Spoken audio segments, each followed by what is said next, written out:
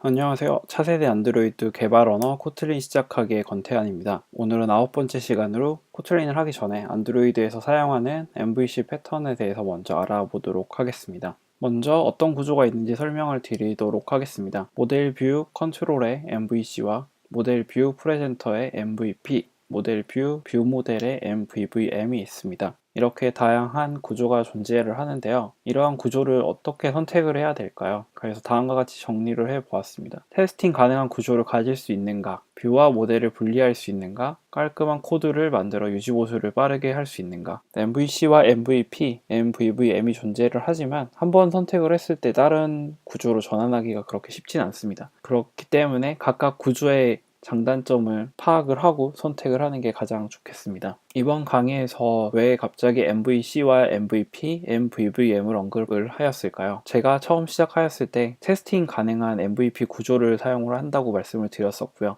그에 따라서 먼저 MVC와 MVP에 대해서 다뤄볼 예정입니다. 뷰와 모델을 분리할 수 있는 이유도 역시 존재를 하고요. 이번 9번째 강의의 자료는 브런치 4번째인 MVC에 포함되어 있습니다. 먼저 MVC와 MVP에 대해서 알아보도록 하겠습니다. MVC와 MVP는 전체적인 구조를 나타냅니다. 그렇기 때문에 디자인 패턴과는 다르게 전체적인 아키텍처에 가깝습니다. 그래서 처음 선택을 하면 다른 구조로 전환하는 데 있어서는 모든 코드가 리팩토링이 되어야 하는 부분이 발생할 수 있습니다.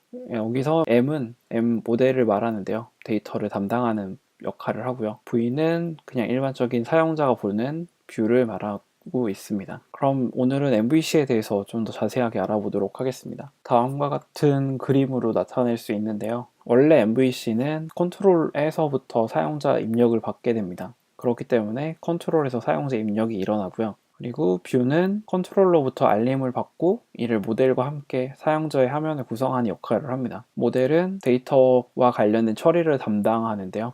네트워크 통신을 할 수도 있고요. 로컬 데이터를 가지고 올 수도 있습니다. 까지 설명을 드렸는데 내용이 어렵습니다. 그래서 좀 더 쉽게 접근하실 수 있도록 다음과 같은 그림을 한번 그려보았습니다. 먼저 컨트롤에서 사용자 입력이 발생을 하고요. 그러면 데이터 갱신이 필요한 여부에 따라서 모델에서 데이터를 업데이트를 확인을 합니다. 서버가 될 수도 있고요. 로컬 데이터 수도 있겠죠. 그러면 데이터 업데이트가 필요로 한다면 뷰에다가 콜백으로 알려주게 됩니다. 컨트롤이나 뷰에서 직접적으로 콜백을 전달을 해주고요. 이때 데이터는 포함되지 않는다고 합니다. 그렇기 때문에 업데이트가 되었는가에 대해서 yes가 발생을 하면 UI 갱신 부분에서 변화된 데이터가 있으면 모델로부터 데이터를 받아온 다음에 실제 UI를 갱신해 주게 됩니다. 6단계 정도로 구분을 해 보았는데요. 이를 안드로이드에서는 어떻게 될까요?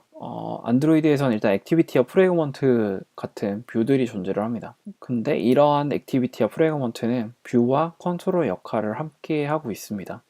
예를 들어서 온클릭 리스너가 그 중에 하나일 텐데요. find view by id 같은 경우에는 역시 뷰입니다. 플로팅 액션 버튼을 뷰로 찾고요. 이를 set onClick listener를 통해서 onClick 이벤트를 발생을 시킨 다음에 다음과 같은 행동을 해줄 수 있는데요. 데이터 갱신을 요청을 합니다. 모델에 접근해서 최신 데이터를 요청을 하고요. 만약 최신 데이터가 있으면 어레이 리스트를 통해서 뷰를 갱신하는 방식을 사용을 합니다. 모든 부분이 액티비티 내부에서 일어날 수 있기 때문에 다음과 같은 그림을 볼 수 있습니다. 안드로이드에서 일어나는 온클릭에 대해서 뷰와 컨트롤 모델로 구분을 한다면 아래와 같은 그림이 나오게 됩니다. 액티비티에서 온클릭 리스너로 이벤트를 발생을 시키고요. 이때는 뷰에 붙어있는 컨트롤에서 이벤트가 발생을 합니다. 그리고 데이터 업데이트가 필요한가에 따라서 이제 데이터 갱신 여부를 확인을 하고요. 그거를 받아서 업데이트에 대한 UI 갱신까지 처리를 합니다. 그렇기 때문에 안드로이드에서는 액티비티 하나만 있어도 뷰와 컨트롤의 역할을 모두 다 담당할 수 있습니다.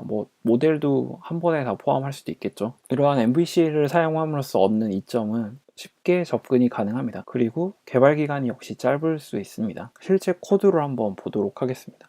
네 번째 브런치인 공사 MVC에 가시면 코틀린과 자바로 작성되어 있는 예제가 존재를 합니다. 실제 코드를 보기 전에 샘플을 간단하게 보여드리도록 하겠습니다. 일단 시작을 하면 1부터 10까지 인덱스가 표현이 되고요. 여기에 플러스 버튼을 추가를 하면 10개씩 애드가 되게 됩니다. 최대 50개까지 갱신이 되고요. 이 부분을 코드에서 살펴보도록 하겠습니다. 리사이클러 뷰에 어댑터를 사용을 하고 있고요.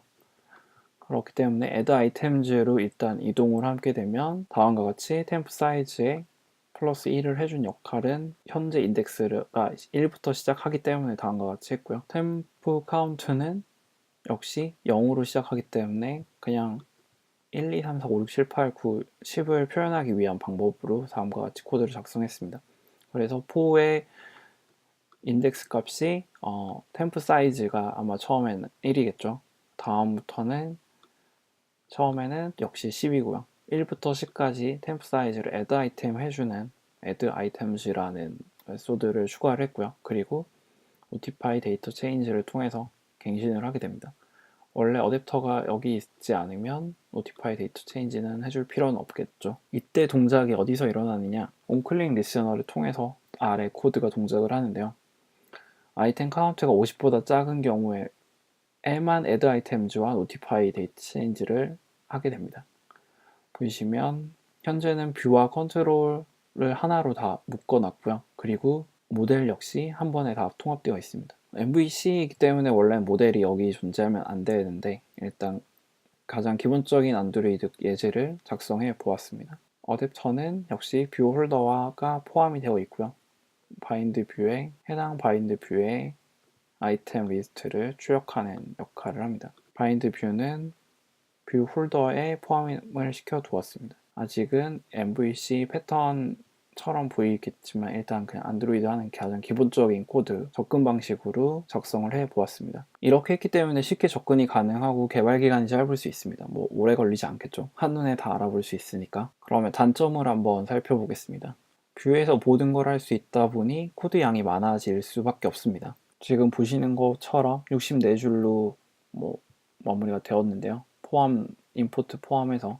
하지만 실제 업무에서는 코드 양이 수백에서 수천 줄까지 넘어갈 수 있습니다. 그리고 그에 따라서 코드 복잡도가 높아질 수 있는데요. 일명 스파게티 코드라고 하죠. 복잡도만 높아지는 게 아니라 코드 따라가기가 힘들고 되게 꼬여있는 형태가 만들어질 수 있습니다. 그리고 뷰와 모델의 결합도가 높아집니다.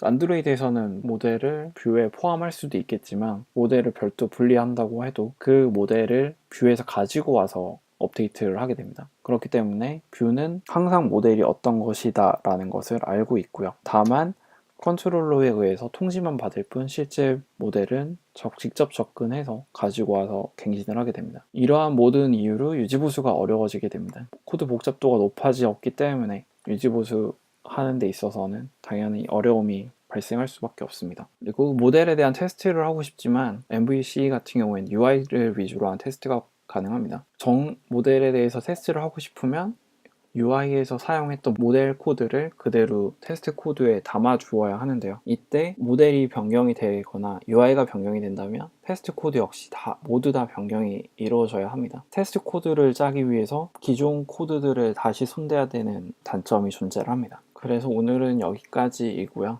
참고 자료는 제가 작성하고 있는 무작정 따라하기라는 부분을 미리 보셔도 좋겠습니다. 그리고 구글에서 제공하는 안드로이드 아키텍처 설명하는 자료가 있는데요.